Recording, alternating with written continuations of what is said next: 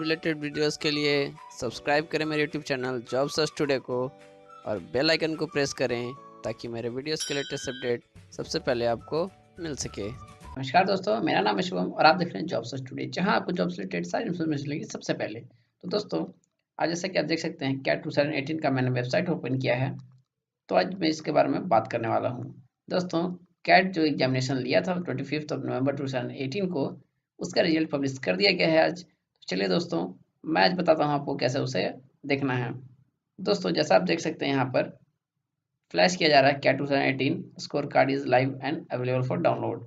दोस्तों, आप description box में जाइए, वहां आपको इसका लिंक मिलेगा, जहां पर आप यूजर आईडी और पासवर्ड डाल के आप इस अपना रिजल्ट देख सकते हैं। साथ ही साथ आप अपना आंसर शीट भी डाउनलोड कर सकते हैं।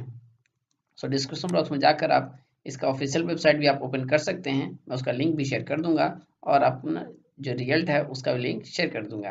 तो दोस्तों, बिना समय बाद जाइए और अपना रिजल्ट देखिए और इन्जॉय कीजिए। तो दोस्तों, ये था छोटी सी वीडियो। तो कैसा लगा कमेंट करके मुझे बताइए। साथ ही साथ चैनल को सब्सक्राइब करके नोटिफिकेशन को प्रेस कर दें और इस वीडियो को ज़्यादा से ज़्यादा लाइक करें, शेयर करें। तब तक के लिए थैंक यू, गुड बाय, जय हिंद, नमस्कार। मिलते हैं अगली वीडियो में।